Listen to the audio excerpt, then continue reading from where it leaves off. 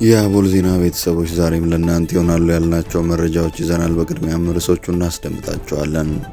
በአዲሱ ቴክኖሎጂ የሚገነቡት የኮንዶሚኒየም ቤቶች እስከ 300 ዓመት ይቆያሉ ተባለም። በአዲስ አበባ የመኖሪያ ቤት ግንባታዎች እየተፋጠኑ ይገኛል ተባለም። ኢትዮጵያ ዲጂታል ብር መጠቀም ልትጀምር ነው። ጦርነትን ለማስቆም ጠንክረን መስራት አለብን ሲሉ አቶ ጌታቸው ረዳ ተናገሩ። በኢትዮጵያ የትራፊክ አደጋ ከፍተኛ ጉዳት እያደረሰ መሆኑ ተገለጸ። እንዲሁም የዩክሬንን ሰላም ለመመለስ ዘለንስኪ ስላስተላለፉት አዲስ ውሳኔ እንነግራችኋለን። አብራችሁን ቆዩ።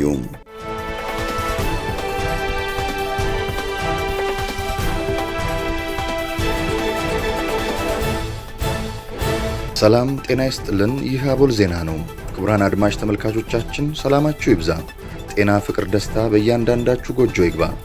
ትኩሱን እፍታ ፍታውን ለእናንተ ለተከበራችሁት ይዘን መጥተናል።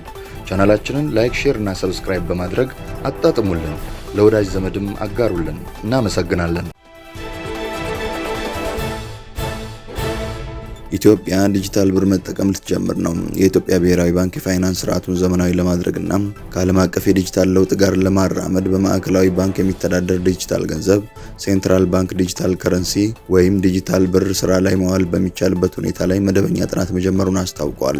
የባንኩ ገዢ አቶ ኢዮብ ተካልኝ እንደገለጹት ባንኩ ዓለም አቀፍ ተሞክሮዎችን በመቀመር ለኢትዮጵያ የሚስማማውን የዲጂታል ገንዘብ ሞዴል እየመረመረ ነው።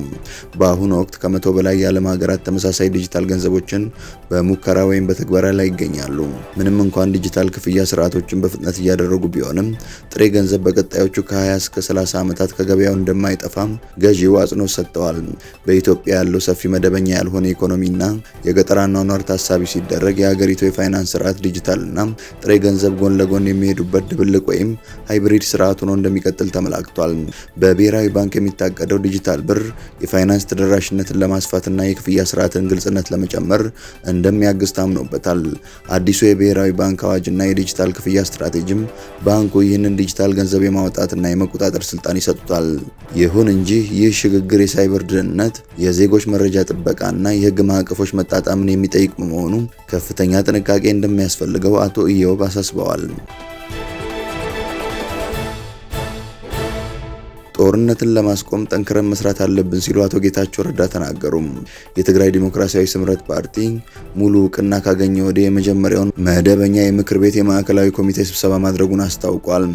በዚህ ስብሰባ ላይ የተገኙት የፓርቲው ሊቀመንበር አቶ ጌታቸው ረዳ በትግራይ ውስጥ ያሉትን ችግሮች በሰላም ሂደትና በሰላም ብቻ መፍታት አለብን ያሉ ሲሆን ጦርነትን ለማስቆም ፓርቲው ጠንክሮ እንዲሰራም አሳስበዋል።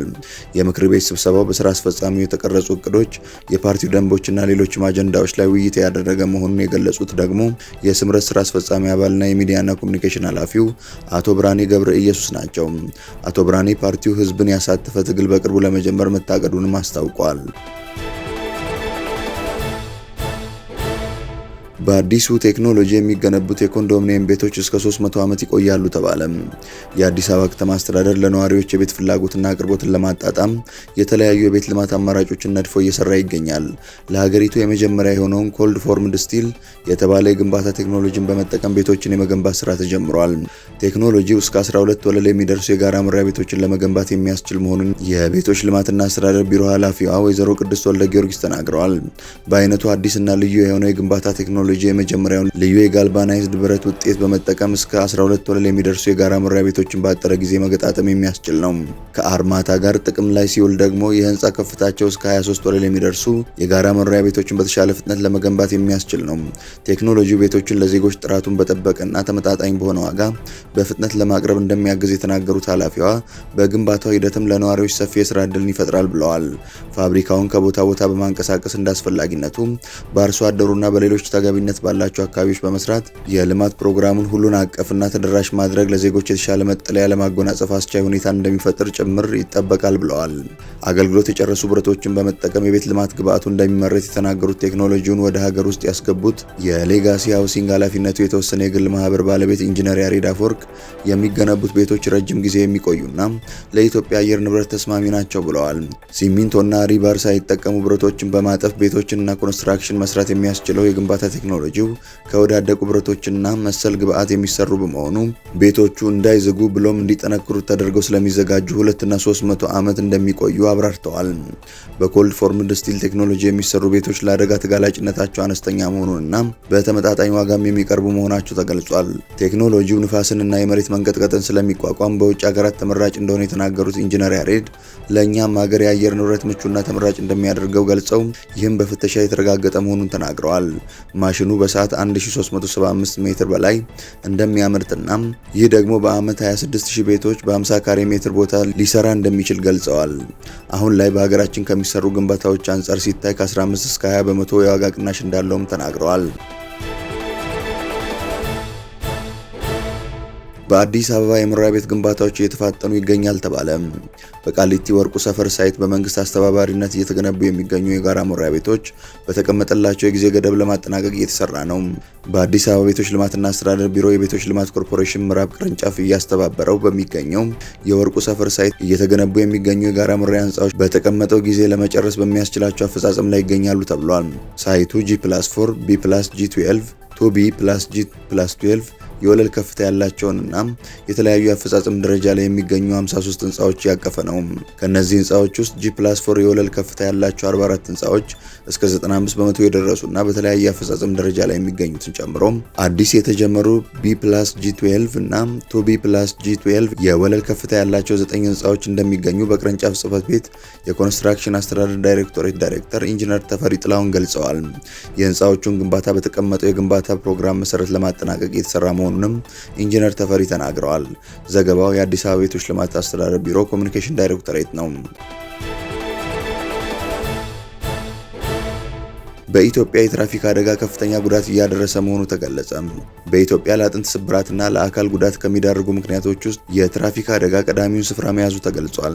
የኢትዮጵያ የአጥንትና መገጣጠሚያ ሐኪሞች ማህበር ጸሐፊ ዶክተር ንጉሱ ገብረ ዮሐንስ ጉዳቶችን በሳይንሳዊ መንገድ ለመመዝገብ የሚያስችል ስርዓት እየተዘረጋ መሆኑን ተናግረዋል። በአሁኑ ወቅት ከፍተኛ ቁጥር ያለው የአጥንትና የሰውነት ጉዳት እያደረሰ የሚገኘው በተሽከርካሪዎች በተለይም በሞተር ሳይክሎችና በጋሪዎች በሚደርሱ የትራፊክ አደጋዎች መሆኑን ገልጸዋል። ይህን ችግር ለመለየትና መፍትሄ ለመስጠት እንዲቻልም በሐዋሳ የሙከራ ጊዜውን ያጠናቀቀ የአደጋ መዝገብ ስርዓት እየተዘረጋ መሆኑን ነግረውናል። ይህ ስርዓት አደጋዎች እንዴትና የት አካባቢ በብዛት እንደሚከሰቱ ለማወቅ የሚያስችል መረጃ እንደሌለ በመታመኑ የተጀመረ ጥናት መሆኑን አንስተዋል። አብዛኛው ህብረተሰብ ወደ ወጌሻ የመሄድ ልምድ ስላለው ባህላዊውን የአጥንት ሕክምና ከዘመናዊው ጋር ማስተሳሰር በሚቻልበት ሁኔታ ላይ መስራት እንደሚገባም ነው የገለጹት። ይህም ወጌሻዎች መሰረታዊ ስልጠና አግኝተው ከአቅማቸው በላይ የሆነውን ጉዳት ወደ ጤና ተቋም ሪፈር የሚያደርጉበትን አሰራር ለመፍጠር በመታቀዱ ነው ብለዋል። ፕሬዝዳንቱ ለሰላም ሲባል ዩክሬን የኔቶ አባልነት ጥያቄዋን ትተዋለች ሲሉ ተናገሩ።